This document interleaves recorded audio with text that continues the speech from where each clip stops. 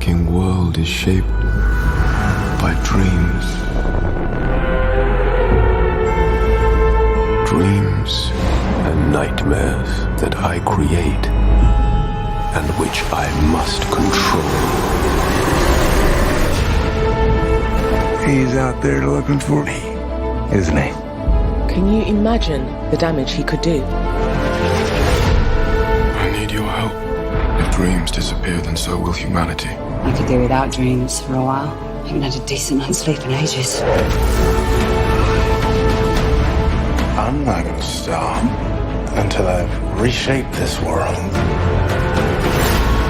Tell us, what power of dreams? Hello. It's Trinidad, the Island Man, your Island Man, coming to you live once again from beautiful Hawaii here on the island of Oahu, bringing you, yes you, the best TV show reviews on the entire island of Oahu. And yes, I know I'm a little late. I wanted to take my time with this series. And if you're willing to, then you definitely, want to try it, then you'll need to take your time with this TV show as well. And the TV show I'm talking about is The Sandman, Neil Gaiman's Sandman, on Netflix. 10 episodes of varying lengths, anywhere from 30 to almost an hour. Depending on the story that they're talking about and going through. What can I say about it? Well, first off, remember our rating scale. Shock a thumbs up. It's good to see. I recommend it. Shock a thumbs down. It's junk. I don't recommend it. And, without further ado, Neil Gaiman's Netflix show, The Sandman, based on his original comic book idea that he did with DC, starring Tom Sturridge and Boyd Holbrook. Well, let me just say, it is overall a shock a thumbs up. Now, this comic came out through DC for their Vertigo brand back in the early 90s to mid 90s, and I think it ran all the way into the late 90s, maybe the 2000s. Basically it follows one entity named Morpheus, or Dream, as he is the god of dreams, or the king of dreams, I guess. And he is one of many entities called the Endless, with his brethren, his family, desire, despair, death, destiny, etc. Very closely related to, the angels of, say, Gabriel, Lucifer. And Lucifer even makes an appearance in the Sandman TV show. And he was a staple of the comic. Actually, that is where Lucifer, the comic and the TV show came from, was Neil Gaiman's Sandman comic book.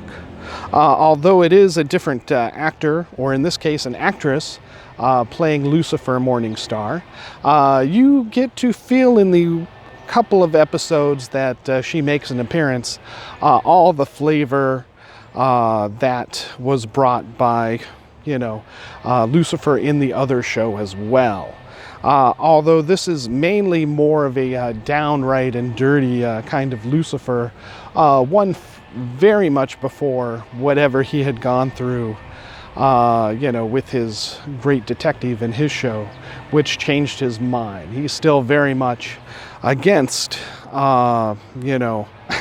anyone who opposes his will and his realm. And since Dream does not wish to ally himself with her against the forces of heaven and the other entities, she starts to make moves against him. And that will certainly be season 2 to check out for sure. as it will most likely definitely be greenlit by Netflix as season 1, which take place over 10 episodes involving 13 issues of the original run of the comic book series by Neil Gaiman. And as I've discussed, Neil Gaiman came out with this idea back in the 90s. And it's been described that he didn't exactly know exactly what this comic book was going to be about, what the character Dream was going to do. And it plods through the first few episodes of the comic book, which is probably why, one of the many reasons I never read the comic book. I had a friend who loved this comic book, loved Animal Man as well. Even just a few years ago, I picked up a graphic novel of the Sandman from the library. And, the artwork was interesting. But still, there's so much, dialogue and, pondering and monologues of grand scope of scheme of thought, dealing with the cosmos and the world and where's one's place in the world, and how they could, how Dream himself could never find love, and once he had found love, or he thought, then desire plays a trick on him and basically steals his girlfriend away. Which pisses him off. But and so essentially that's kind of why I never got into it. It's kind of very highbrow comic book reading, and the Netflix show is still just that. However, Tom Sturgeon really does a great job in kind of bringing Dream a little bit more down to earth and a little tad bit more relatable for being one of the Endless, or at least one person who, one of the gods that, never dies, the King of Dreams, and basically is able to give him some grounding, definitely still very melancholy. Think Twilight on crack kind of a melancholy feeling, as I'm sure that, Twilight, was a little bit inspired by, Dream and Neil Gaiman's Dream, as the two are very, very similar. Even the actor playing, Dream, Tom Sturges, is very Robert Pattinson at the time of Twilight kind of looking, skinny, gaunt, pale, etc. Very, very goth, like was big in the 90s.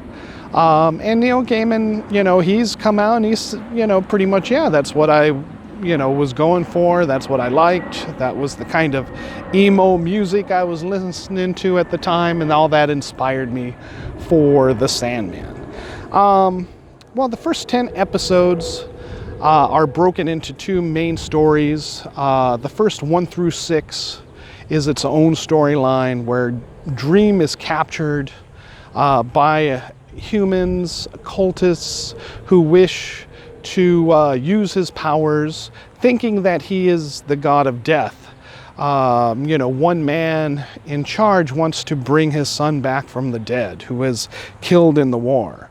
But when he finds out that he's only got the King of Dreams, although keeping Dream captive does prolong his life and give him extra benefits as far as riches goes, it does not give him exactly what he wants. And so he keeps him captured for 100 years before Dream escapes and extracts his revenge. But in doing so, his tools were scattered to the wind. His sand, being the Sandman that helps you sleep and dream, which he uses as kind of a teleportation traveling device. His ruby, which is what he can manifest and evaporate dreams pretty much. And his mask, which gives him extra sight. But in being separated from those for so long, he comes to realize that once he has reattained them, he no longer really needs them, and that the powers that they manifested just came from him himself. So, we don't really see those in play again once he escapes and regathers them. But a human does obtain his ruby still, and that is the toughest fight that he's got to go back and get. His ruby from this man, who uses it to basically make his own dreams come true. Basically being a bit of a sociopath, psychotic, he wants a world of only truth, void of dreams and falsehoods. Soon it becomes unbearable for the people he pulls into his dream, and thus dream has to stop him. And it takes place over, with a small group of participants, unknowingly at first, in a diner. And basically it's a very, very scary issue or episode. As this was done through Vertigo Comics, which was kind of a horror realm of DC at the time. So they are a little sharper than your standard DC comics were back then. And but it's still so not really for children under 7, maybe even under 14 for the show, but most of it has high concepts which adults will enjoy. Once he gets his ruby back and stops this man, this John D, possibly John Destiny. In the comics he was Dr. Destiny from the Justice League villains. If you remember that animated short in Justice League, one of the better episodes, he meets his sister Death, and she reminds him that the endless, the entities, their powers, humankind does not exist to serve them, but they serve, but for the endless to serve mankind or humankind. The dreams come from the humans, and although he is the king of dreams, he needs to manage them, because what is the dream without the dreamer? Essentially, and even shows Dream or Morpheus that being Death, she serves mankind in helping them cross over to the afterlife. After that, we get into the next 4 episodes where Desire, another one of the Endless, another sibling of Dream or Morpheus, wishes to take him on, and basically begins to tease him throughout, forcing his hand at one human that every 100 years comes around that can actually destroy the dreaming and the dreams, and thus threatens Morpheus directly, who he has to stop, and put into play by Desire. But fortunately he is able to do so, and confronts Desire, basically warning him never to do so again, or else there will be great consequences. And as set up for season 2, as I said, Lucifer returns, having only made a brief appearance in I think episode 3 or 4, which is an excellent episode. Definitely, looks like she will be the main thrust and villain or opponent against Dream in season 2. Not sure when that's going to come out, but probably not at least for a year on Netflix, as this is a definite hit, reaching #1 on Netflix. Again, it is a little highbrow, not exactly for children, but if you enjoyed the sharp wit and insight that the Lucifer TV show provided, then this is definitely along the same lines, just a little bit darker and a little bit drier of a humor, as is the melancholy Dream or Morpheus portrayed by Tom Sturges as written by Neil Gaiman. Very, very much taking directly from the comic book throughout all these episodes, and beautifully CGI'd. The effects in this, the set designs are fabulous. So visually, it is stunning and well worth watching for the visuals alone, not just a great storytelling time. Now, unfortunately, some people, especially among the comic book fans and superhero genre, might be bored with this show, as it is a lot of talking. There is one major fight that Morpheus must take on a rogue nightmare of his that had escaped during his imprisonment for that 100 years, played by Boyd Holbrook. And he is stabbed in the hand. That is about as physical as Dream gets.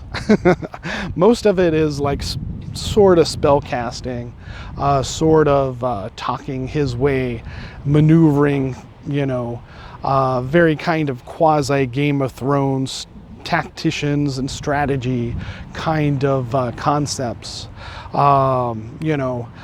Even in Lucifer, although there were times when that occurred, most of it was Lucifer being invincible and, throwing people asunder, basically.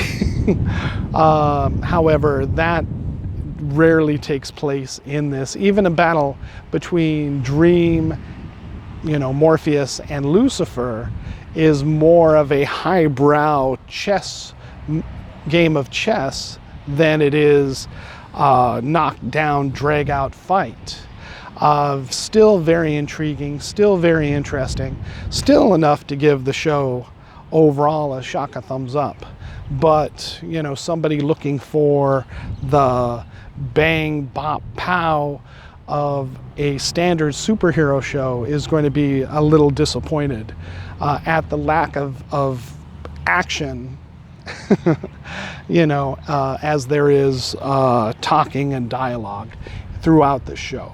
All right, so again, a strong shock, a thumbs up for The Sandman. Being a little late, I was feeling a little under the weather, but here it is, finally out. Go ahead and check it out. It's on Netflix, and see what you think about it. Leave your comments down below, and hopefully we'll get season 2 within the next year. All right, mahalo and aloha.